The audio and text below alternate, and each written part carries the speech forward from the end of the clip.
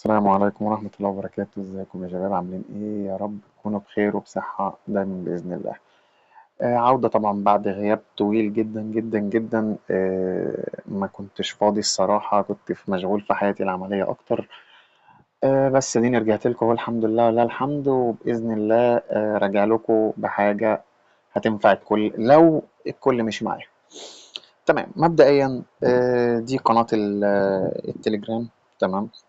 فيها 366 مشترك اهي. دي القناة اللي هيبتدي ينزل عليها الأكواد. تمام. دي القناة اللي هينزل عليها الأكواد اليومية اللي هنتفق عليها مع بعض، وهقول لك بالظبط احنا هنعمل ايه.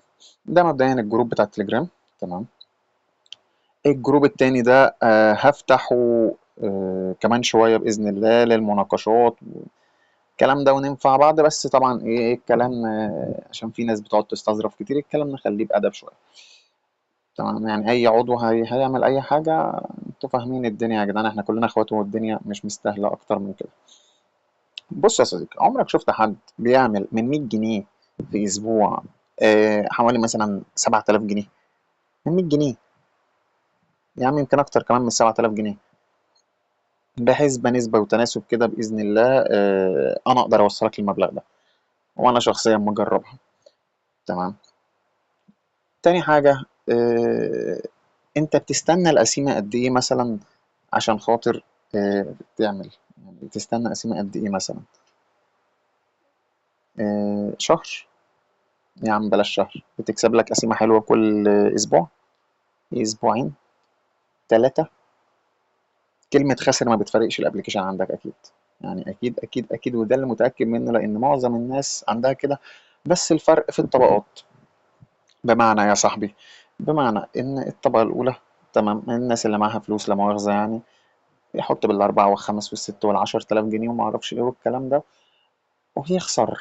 ولما بيخسر ما بيكونش زعلان، نفس الخسارة بتاعت أبو 50 جنيه اللي هيحط 50 جنيه، فاهمني؟ ويخسر. طب انت ليه ما تكسبش؟ ليه ما حولش الفكرة دي المكسب؟ ليه انت مش متخيل ان الابليكيشن ده مش فاتح غير عشان يأذيك نفسيا عصبيا اضطرابيا ماديا في كل حاجة؟ في ناس مقتدرة انها تقدر تلعب وتعمل، واخدة الابليكيشن ان هو مصدر للعب والحاجات دي. في ناس تانية واخداها على اعصابها، لا انا المفروض القسيمة دي ان شاء الله تعدي عشان خاطر انا عليا بقى عليا ديون وبقى عليا ما اعرفش ايه وهدفع هنا وهدفع هنا، وبتهيأ الامر ومرة واحدة كده اكون عامل قسيمة مثلا 7 8 10 ماتشات يا عم، وهوب اخر حدث عندك بوظ لك الدنيا كلها. كم واحد وقع على كم حدث، وكم واحد وقع على جون، وكم واحد وقع على ركنية. بقت حاجات كلها قديمة، ما هي مليون واحد غير اتكلم فيها اكيد، بس يعني انا قلت انوهك. بص يا صديقي، ايه اللي هيحصل كالاتي. احنا النهارده مثلا عندنا كم ماتش؟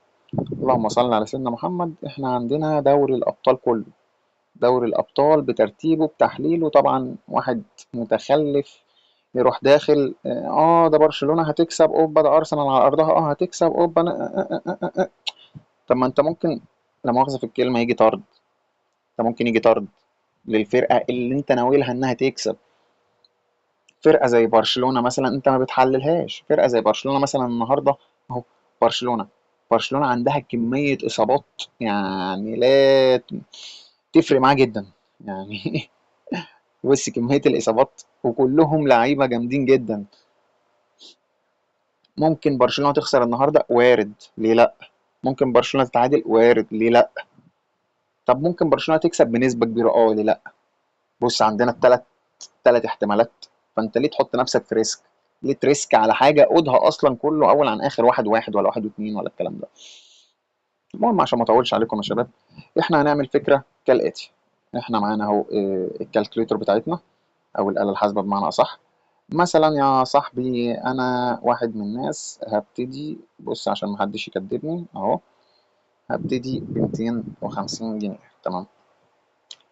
فلنفترض النهارده اهو عملنا 250 جنيه. قول يا عم النهارده عشان في دوري ابطال والدنيا حلوه هنروح عاملين قود ثلاثة مثلا. شفت البساطه؟ لو الثلاثه دي انت تقول يا نهار اسود ده انا اعملها هوا هوا، ما فيش كده. قود ثلاثة. تمام. ده النهارده كسبت 750 جنيه، انت مش هتحس بيهم عشان انت حاطط 250 جنيه، فما علينا. طب تاني يوم احنا لو عملنا جدول مع بعض كده لمدة اسبوع بس، تاني يوم اهو يا باشا، تاني يوم مثلا هتروح عامل قسيمة عقود 2 1500، ده تاني يوم.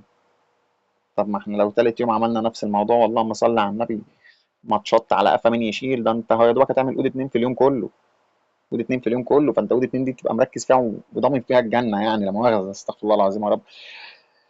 إيه بس انا بحاول اساعدك، مش هقول لك اكتر من كده. ضربنا تاني يوم اهو، سوري تالت يوم في 2 اهو، بقى معاك كام؟ 3000 جنيه. طب رابع يوم اهو، طب خامس يوم، سادس يوم، عدينا الاسبوع، بقى معاك 48000 جنيه. لو فكرت بعقل، وظيفتي انا ايه هنا يا صاحبي؟ وظيفتي كالاتي، انا هوجهك، انا هنزل لك كل يوم قسيمه وحيده فقط لا غير، ود2 ود3 اللي تشوفها هترمي عليها هتكسب. طمعت دي مش بتاعتي، هتطمع وتعمل فيها عم دمدم وتقول لا ده انا هعملهم بدل في اسبوع هعملهم في يومين 3، دماغك هتسوحك، خسرت الفلوس، هتتضايق، هتتعصب، هتتنرفز، هتعمل قصص كبيره كده. فاهم حاجه؟ ده انا بقول لك مثال من من لا مؤاخذة في الكلمة 250 جنيه، انت بتصرف أكتر منهم بكتير، عايز تبدأ ب50، عايز تبدأ ب100، كل واحد وحسب مقدرته طبعا. يعني كل واحد في الابلكيشن ده حسب مقدرته. بالنسبة لي أنا شغال لوحدي، طبعا هبقى محتاج ادمنز معايا الفترة الجاية، لأن أنا التيم اللي كان معايا كله خلاص، كل واحد شاف حياته بقى واللي شاف دنيته، وكنا بنكسب زمان وكنا بنطلع لايفات طيارة والكلام ده، هنبتدي نرجع الكلام ده كله إيه بالتفصيل، قصدي أنا آسف بالراحة، وناخد وقتنا بس في الموضوع. اسبوع في اسبوع في اسبوع، الصفحة دي الوحيدة هي دي هينزل عليها الاكواد، التانية للمناقشات والمحادثات، وانا موجود معاكم باذن الله على قد ما اقدر.